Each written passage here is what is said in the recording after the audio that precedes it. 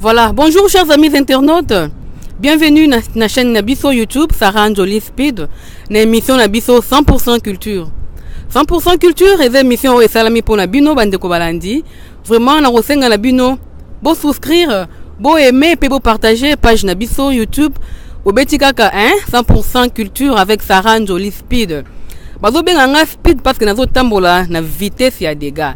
Donc mon kili tambola na vitesse, nga penon tambola na vitesse. Au seli kambuna yo na 12h 1 minute, na 12h 2 nga na komi wana na couvrir événement pe na publier yango.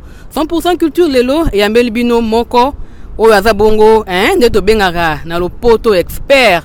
Aza penja expert na matière wana parce que tu as toujours na souci na bino vous allez informer. Tolingi bino bo telengana te boya na bonne adresse na bonne place na yango to ke ko lelo to kundoleli bino to uti ko checker ko fouiller to chimoli ben to memi awa po ya ko panja ai sabiso vraiment en détail et loko ni na bombeli biso na kitoko ya lelo. Bonjour Ben. Bonjour maman Sarah.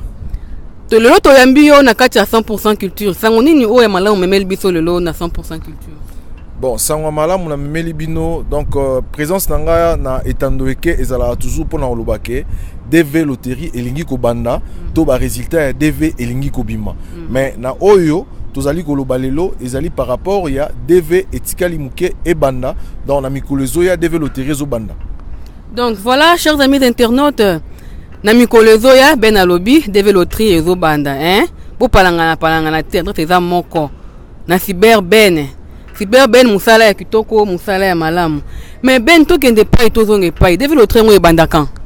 Bon, selon les instructions du département d'État, contrairement à ce que les gens disent à la cité, parce que je tiens à relever toujours que Bisso DV Loterie est une partie ya Moussala au Bisso de Salaka parce que nous sommes dans le droit de l'immigration. Nous aidons les gens, non seulement le Congolais, mais nationalité et belé pour résoudre les problèmes na bango en matière avec l'immigration.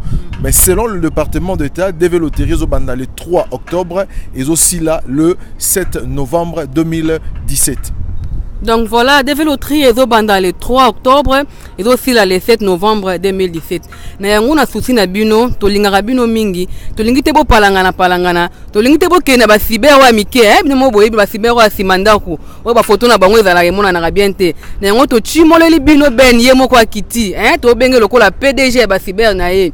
Parce que aza numéro 1, aza propriétaire, aza mieux placé ya ko informer biso nini to ko sala pona to ba ko beta bongo DV Loterie. Mais ben tokende pai tozonge pai basi be apesa mingi na Congo te eza pe mingi na kini garantie ni ozo pesa na public congolais garantie ni ozo pesa na batu na yo o bakoya ko beta parce que muso akoloba te na kina nga kuna na beta nga kaka nyoso ka touche même na Rome na beta kaka na rozwana nga eloko nini penja o ya mutu ya mingi bombeli bande kuna biso baya ke kuna bakuta ngote pa na onde bakuta ngo eloko liboso il faut toyeba que DV Loterie est organisé par les États-Unis d'Amérique et les États-Unis d'Amérique est un pays où ils ont respecté les principes. Ça là eloko par hasard. Donc tant que ça eloko na bango, il faut par principe na bango ya ko sala eloko wana ezala respecter.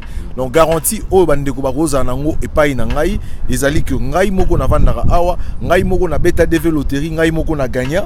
Donc ça veut dire que na yebi DV Loterie na mozino ya makasi parce que ba instruction nango ndenge ebimaka na landilaka yango de près et puis ba changement il y a ba résolution il y a ba photo parce que DV Loterie si il faut qu'on remplir ba condition mususu eza que mutu fois un diplôme d'état mutu fois à la majeure mais eza na condition oyo eliaka batu na sélection ezali traitement ya photo parce que la sélection se fait sur base ya photo. Si la photo n'est pas traitée selon les normes et le département d'État, photo ana ezali na difficulté makasi po et les capo permettre mutu abetaki à gagner DV Loterie. Voilà pourquoi na ba cyber na biso, nous avons la maîtrise ya informatique, nous avons la maîtrise ya ba logiciel ya ba traitement de photos, nous avons la maîtrise ya ba outils informatique o ya ndenge na ndenge o eza ko permettre biso que mutu aye ko bete pa na biso azala au moins na garantie ya ko gagner DV Loterie. C'est ainsi que bon monaka chaque année pa na biso bat balé la raté bat ba gagner toujours. Donc voilà un peu ce que je peux dire en termes de garantie.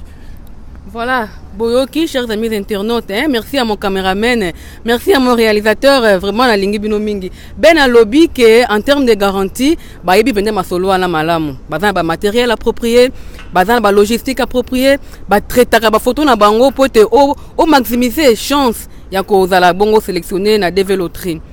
Mais loko mususu na lingi bande ko ba landi bal batuna ngana tuna yo parce que ba cyber mususu za na Congo, basuka kaka na basuka kaka na niveau ya visa. Est-ce que Ben après le visa cyber loterie cyber café Ben et donc continue toujours ko aider ba participants na ye to bosuka kaka so mutu azi visa bo panjani muna mutake na njela na ye.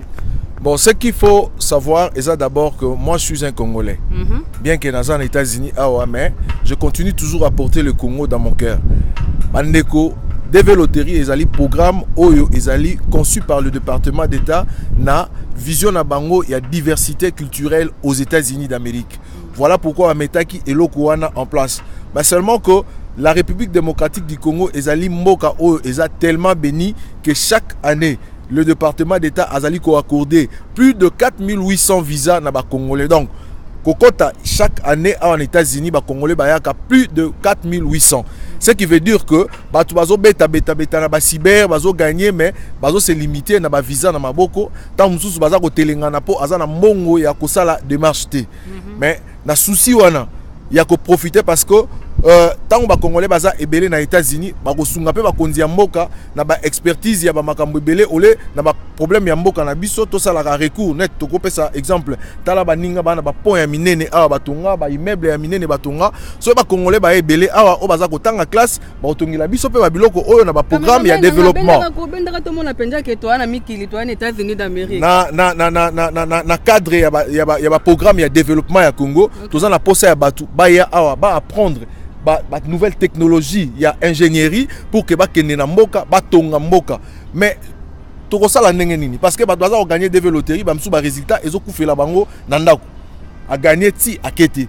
Voilà pourquoi biso na bandeko tozali awa nous avons pensé à ce que to meka un peu ko yedaka bandeko oyo azali ko gagner azana difficulté quelque part aye na ba bureau na biso ya cyberben toko ba ndenge nini toko traiter dossier na ye pour que aya akota awa parce que biso cyberben objectif ezali que ba Congolais va bénéficier na maximum ya ba visa na bango oyo département d'État ezali ko pesa bango chaque année. Alors toko bunda par tout le moyen pour yo mutozu papier wana oza sélectionner na DV Loterie oya kokota na mboka oyo. C'est vrai parcours eza moulayi mais avec l'aide de Dieu tokendaka na bango malembe eloko boye basengi totali ya na libenga moi 20 ali sala nanu eloko boye sala nanu casier judiciaire sala nanu boye ti yo sangisi biloko na mystique ya fourmi nde balobaka okoti mboka ya Donald Trump. Voilà. Donc voilà, merci Ben. Na mystique a fourmi beaucoup na Donald Trump, ce qui kaka boye ko se confier na cyber café Ben. Alors parce que tolobi makambo ya ba adresse na biso na ngina yeba. Est-ce que ni au peuple congolais akoki kozwa cyber café Ben. Eza na ba commune nini? Eza kaka moko to eza na ba commune mususu mingi. Donc adresse quoi? Bon, bah demande d'abord est belé parce que les gens net bandeko na biso bana mbinza bandeko na biso bana ba monga fula ils ont toujours besoin ya roya ko beta na cyber café Ben. Nous sommes en train d'étudier mais ba adresse na biso traditionnelle ezali na lemba na galerie Igo Tanzambi. Na bâtiment na galerie Igo Tanzambi cyber Ben ezali wana yaka ko beta DV Loterie na yo wana. Soto ke bana ya Changu bana ya Changu Masina Kimbanseke Njili bandeko nyonso baza kote kuna Mikonga Mpasa tozali na Apocalypse 22. Apocalypse 22 eza la symbole ya Changu wana. Donc kota na kati ya Apocalypse 22 cyber café Ben ezali wana okobeta DV Loterie na yo sans problème. Bandeko baza na Bandal, bandeko baza na Matonge, bandeko baza na Bakasavubu, bandeko baza na Balingwala. Biso toza na Victoire na Renaissance Jumeaux. Donc au Kangami na maison de la Bible. Donc toza sur Dubaya A2. Donc sur l'équipe maison de la Bible, immeuble o elandi hôtel wana Renaissance Jumeaux, cyber Ben ezali na se bandeko bakoyi komona biso wana. Donc tozali mais tozali ko envisager pe totela bandeko ya matete na bato bazali ko uta côté ya banga moyo na Kisenzu baya ko beta na matete wana et puis na limité bandeko basengi bandeko ya Kingabwa bazali ko senga toujours que machine eza musika to lukela bango eloko moko yango nazali ko kende Kinshasa pour na kotala ba problème na bango pour na kotiela bango lisusu ba site mususu de manière à ce que baya ebele pour moi secret obiso tozwaka awa na matière ya développerie ba bénéficier nango parce que na yebi ke batu musu ba banda développerie depuis 2004 2005 2006 2007 si le lot wana 2016 plutôt 2017 bande wana ba gagner raté mais ba sala ka confiance na isika mo ba kenna ba gagner raté parce que technique oyo ba betela bango ezaka technique ya kala wana ya 2004 depuis développerie banda donc ba betela bango na technique moko wana or Mundela azali ko changer jeu à tout moment et biso to yiko kendena ndenge Mundela azali ko changer jeu toza ko landa ye soka tche likolo awa biso pe to tche awa poto yiba maele wana pour que moi na Kinshasa aya ko vanda na États-Unis awa pour biso nyoso to sunga mboka na biso vraiment wow ben alobi pour témoin na Kinshasa aya kovana na mboka obiso to sunga mboka na biso.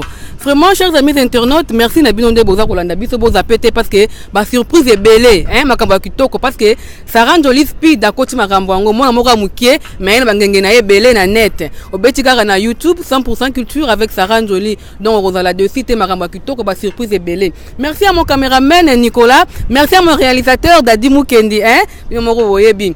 Ben, naza na question mususu bande ko batu batindinga na tuna parce que ngana za mo lobeli na bango Christian Joly na Paris alobi na ngai na tuna Ben. Siko bino bobeta kaka photo, bokanga kaka photo, bobeteli mutu, to bokanga kaka photo bosuki ka bwana mutu ye moka ke komi débrouiller na ndenge na ye. To eza vraiment na service moko suivi pe ezali, bokangi photo, bo traiter photo, bobeteli pe mutu photo na ye. Alors ba modalité na bino ezala ndenge nini? Bon, d'abord, et là on a le bail je suis congolais et je défends la cause Yabana ya Congo, dans le domaine nangai. Oaza médecin, à défendre la cause Yabana Congo, dans le domaine nae ya médecine. Donc, ezara nengewana, mutu na mutu azawana, akosala makambu oyo, ezali malamu pona mboka nae. Par rapport nangai, na sungara bandeku, la preuve, na bengi la bino ndeko na biso Nicolas yaka, ala kisabino visa nae. Nicolas kotaka penja cameraman nanga bendela ngaye. Vraiment Nicolas, Nicolas. Bonjour Nicolas. Bonjour. Nicolas Yeyo Azali Foui à Cybercafé Ben dans Tozana et Awa.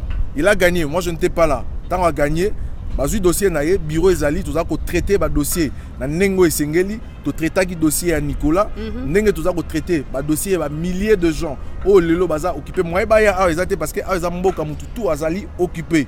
Nicolas a utikoya il y a une semaine. Il y a une semaine, visa na yangoyo. Tombola peut tout à la bien. Ouais, ça mbatate oh. Ça mbatate, ça vraiment original. Na États-Unis, mbatate za la raté pour au Kanga en aéroport. Pour technologie ça awa dans Souka. Donc Nicolas Yeyo à Kotaki il y a une semaine, yango toza na awa, mais c'est un intellectuel qui a quitté aussi. C'est un universitaire. Pour batebele ba okanisa que non, soit mutazo tanga na Kinshasa sokaye awa makambanchik esili. Nous sommes là pour ça. Nous encadrons. Totika batute parce que lui, c'est un ingénieur en devenir. Donc, Azali Kotanga na Polytech, aye awa. Et je le prends en charge. Dans ce sens que, na ko orienté en tant que jeune, to tala ba canon nini auto permettre à continuer na cursus na ye oza ko sala ngo na Kinshasa, à continuer nango awa na États-Unis pour oli abima ingénieur ya local, abima ingénieur professionnel international ou assisi na ba grande université il y a États-Unis parce que opportunité il y a développer les années parce que développer ça ko permettre mutu oza na souci ya kotanga asenga crédit na gouvernement américain ba futela mbongo ya université atanga olingi kotanga na Harvard, olingi kotanga na université de Washington, na université à New York bako futela yo mbongo otangi tango ko banda musala moke okozongisa ressentir même pas que ozali kozongisa le gouvernement mbongo en même temps na moment wana mayele ekoti na kati ya mutu ya congolais donc ceux qui pensent que koya ya bana classe A en États-Unis ezali fuite ya cerveau moi j'ai m'inscrit en faux par rapport à Eloko Bino Bozoloba parce que nous avons de jeunes gens. J'ai par exemple dans Iowa City, dans un garçon qui était aussi dans Polytech comme Nicolas. Aujourd'hui, Azali ingénieur dans bâtiment. Non, il y a États-Unis d'Amérique, Lobby à Congo, à Rosala. Lokola conseiller à aider ba infrastructure ya mboka ekende liboso parce que azu maele oyo ya awa. Donc de même na bandeko oba na Kinshasa, Nicolas Yeyo ayaki. Donc, tous a aider. Donc, nous accompagnons toujours. Bah, on va bana, tu vas y avoir. Bisomo, tous a assurer comment bana bakubanda classe, comment papa, maman bakubanda musala, n'engeni bakuzwanaku va s'installer et pas na bango moko dans la structure d'accueil ezali. Yango tous a ko senga na bande konyonso. Ezala o gagna qui est pas na biso. et ça l'a gagné qui pas na bisoté. Tant aujourd'hui déjà papier à DV Loterie, tu es congolais, je suis congolais. Donc tout ça ko porter makila moko, il y a kana ba cybercafé Ben et ko simba yo na loboko tu e ko kotsa yo na mboka oya Donald Trump. Donc il y a un message oyo, ils ont un message très fort. Tolandate oya lobby que y a un danger, oya betaka DV Loterie en matière de DV Loterie mutada danger na DV Loterie na Congo na ebiété parce que DV Loterie et betamaka awa na Kentucky. Donc na département d'état na centre nango ya KCC za awa na Kentucky sika biso tozali. Donc ils a la mopanzi yao. Donc KCC place DV Loterie betamaka ezalaka mopanzi yao. Donc ça veut dire que yo za na Congo na Lemba na Kingabwa na Matonge ko yebisaba na Kinshasa te que yo ne oza danger na DV Loterie. DV Loterie c'est le savoir. DV Loterie c'est la connaissance. Ya muto azali ko beta clavier pour à traiter photo na yo. Donc c'est un peu ça et là ko ba na Kinshasa il faut ba retenir. Merci. Vraiment, merci beaucoup Ben, merci Nicolas Rozonganayo, merci beaucoup. Boyoki, Nicolas vraiment a sa preuve mounene. Nicolas c'est un intellectuel, c'est un intello. Et ça te que ceux qui moutou aye à aux États-Unis, à kimi to eza foutu à cerveau. Non, cyberben eza wana ezo sunga batu. Donc ba vision c'est oyo salara nango, oyo lukaka toujours o atteindre. Cyberben eza wana eko simba na loboko ndenga lobi eko tambusa yo pas à pas tibrokoma awa boko tanakati ya mboka ya Donald Trump. Vraiment, ils ont garanti mon nene. Oh, on a retenir un message fort public congolais parce que déjà la minute où tu as abonné, belé bazo landa biso 100% culture na YouTube na Saran Joli Speed. Bon landa biso de partout en Europe, en Afrique, partout même en Amérique awa. To lingi to e bagade so bo numéro de contact ezali parce que na minute déjà ba appel les autres déjà. Pour DV et banda déjà et déjà le 3 octobre, déjà le 3 octobre. Donc son numéro de téléphone est allé peut ça rappeler moi lombango pour te bande ko o baza pe misika ya Afrique. Ba ça ba recommandation na bango pour te ba ko kota ba na kati ya cybercafé Ben. Bon, tous ça rappeler pe la bande ko belé ba na ba France, ba Belgique, ba Allemagne parce que ba rappeler na ba souci bande ko na bango ba ya États-Unis to ba ya na Europe mais ba difficulté za moi trop. Alors, nga n'encourageara toujours bandeko beta DV Loterie au lo kende luka au boaka ngunda parce que quand soko boaki ngunda au komi clandestin les temps de la mukanda ebima Nicolas aye kala mingité to uti go appliquer les sécurité sociale nae semaine prochaine ekobima et puis il peut faire tout ce qu'il a besoin en ça soit lingo ta classe à côté soit lingo tang atangi donc avantage ezali wana donc yoza na Europe yoza na Belgique na France partout na Allemagne tinda bandeko na yo na cybercafé Ben babeta DV Loterie pour on la souci ya kotindela ka bandeko mbongo à tout moment na Kinshasa. Donc tinda bango ba ya kobeta parce que awa musa lezali na ebisi bino awa musa lezali ebele baza ko ganga na Kinshasa aza danger baza bandeko na biso tozo en vouloir bangote mais seulement que ba propagande o bazali ko sala ezali malamu mingi te ba benga bandeko ba beta DV Loterie et non ba fistiger ba ninga mususu parce que na la ndeko mususu azolo ba bio non oyo wana ya limité oyo wana boy oyo lemba oyo boy ye ayebite ba aventurier na DV Loterie azate muto akubete la mutu apesi papier na ya accusé de réception ezali DV Loterie. Donc c'est pour vous dire quoi? C'est pour vous dire que boya et belé na ba porte na biso pour que bo maximiser plus de chances ya ko gagner parce que biso tous en a moins secret à mouké bato nyonso ba yebi na bango mais secret à mouké o biso to chaka donc neba ndeko ya bandundu bato bambala ba chaka mukubi donc ça dit que mutakolamba na epondu un peu de mukubi mutakolamba na epondu mais ninga so asache mwa mukubi sola mukubi wana ta na musika mutayo kabi oh mais o lisusu nini donc yango wana oyo cybercafé Ben ezali bandeko ba yebi na bango betsa DV na Kinshasa mais biso to lobi ke bandeko ba ya ko beta po biso to wana mwa mukubi na biso to kocha po yo gagner. Vraiment. Moi, mon couple, je suis pour gagner. En tout cas, adresse est Moko, cybercafé Ben, et ça partout na Kinshasa. Même si vous avez Poto, vous avez en Afrique du Sud, vous avez partout na Mokili Mobimba.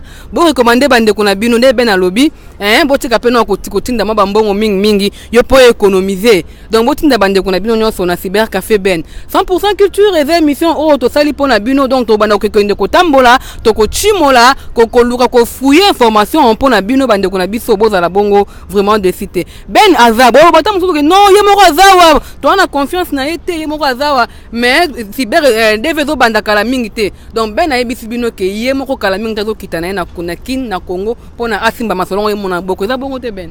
Oui nazal jana bien na ngai donc lobby déjà nazo zo avion na ngai mercredi soir tous na Kinshasa wana donc tozo kutana bana Kinshasa mercredi pour to mekarocha ba maramunyo sous en place pour que les 3 à 18h temps masolo ezo banda mbala moko allez pour biso tozaka logo la 100% qu'il tire donc speed toujours non speed vitesse et dégâts Mundela changer jeu autant bonne vitesse à dégâts na 100% culture donc to bengi bino bande konyoso po pesa biso confiance wana to bi ke bolinga biso mingi parce que na minute to boze bele boso ba TV na bino boso ba téléphone na bino ba computer na bino ba laptop na bino ba tablette na bino bozo landa biso parce que bolinga biso pe na souci wana to gotu ko lokola bino ye moko eza kutu te o muto asala na cyber ngo to muto to ti moleli bino ben ye moko en personne à kiti alobi déjà lobby mardi azo kita Congo mercredi rendez-vous na kin tiko ben pour na muto asoki muto alingi amona yo ye moko d'une manière physique boy aromona na cyber café o ya wapi. Bon, ma demande est tellement ébélée, mais numéro et téléphone est ali 081 81 11 214. On a répété les sous 081 81 11 214. Et puis en plus, on a précisé et Moko. Contrairement à ce qui s'est dit, le département d'État a organisé des loteries, a organisé un pot DV et à la gratuit pour la Moutunios.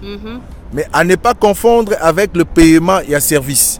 Ce que nous faisons payer, c'est le paiement et à service. C'est-à-dire que papier nabiso, connexion internet nabiso, appareil photo nabiso, donc logiciel au biso tu allez traiter ma photo, nous sommes temps nabiso et puis le cadre dans lequel tu allez recevoir bino, yangonde bande ko bazali ko futa moi et loko ya mkiwana pona musala tu allez ko sala la bango, mais des loteries en soi ezali gratuit. Selon les recommandations, il y a département d'État. Mais gratuité, yo, ataba lobby de loterie, c'est gratuit. Aux an laptop, aux an appareil à photo, aux an connexion internet, aux yebi anglais, au bêta de loterie, n'engeni, ataba lobby, c'est gratuit. Donc je pense que, Tomé un peu comme ça la part de choses entre deux propos et l'Obamaka, bamsou abisa gratuit, bamsou est payant. Le département d'État n'encaisse rien par rapport à Nengoza Robeta. Mbongo yozo ya nangwe pa na biso, ba tozo beti la yo deve loterie pona to tche ba matériel na biso, ozo futa juste connaissance na biso na matériel na biso. Mais deve loterie en soi est gratuit. Donc elo na ngana bakisa yango wana. Donc nous faisons payer les services. Donc et pas à Ben, ils font payer les services parce que déjà formulaire one exakanango gratuit, département d'État et ça encaissé et l'autre mon côté. Merci beaucoup chers amis internautes, merci d'être branchés, merci beaucoup d'être vraiment là, merci d'avoir souscrit, merci d'avoir aimé, merci d'avoir partagé. Merci à toute mon équipe technique Bozakina Simalanga Bolandi Bisso, merci à mon réalisateur, merci à mon caméraman Nicolas, merci à mon réalisateur Dadi Mukendi. Mbote mingi na bodon so Balandi Bisso, itika so Bozali na pe simbote na ngai na maman Blandine, maman la Bruni, yo moko yebi, yo penjo za makila, mabele mame, maman Blandine, maman la Bruni, Dadi Mukendi na États-Unis d'Amérique, Christian Jolie na Paris, na France, Ben soki bambote za loko pe savoir tout ça. Oh bon, on a pas si coéquipier dans de tout le temps, papa Diakandulu, dans ce cas dans les États-Unis, en tout cas, j'ai confiance. Na ebike ba Nicolas, ba Voldi, ba Tunio surtout, ba Speed, donc ba ngonde ba gérer ma solo. Donc ba papa Dadi, ba tutu wana, donc maman Blandine aza la pointe wana, donc eloko olela ezati. Donc ba mbote na ba tutu o balingaka papa Ben, ba tutu o ba en États-Unis grâce à papa Ben na pesibino ba mbote, tous alara toujours bien parce que nous sommes des Congolais, to lingana toujours ndenge ba edaki yo ede pe muninga, donc ezalara toujours ndenge wana. Merci beaucoup. Merci beaucoup, Tolingana toujours. À la fois prochaine. Merci d'avoir été là. Merci d'avoir suivi notre émission. Merci beaucoup. Bye bye.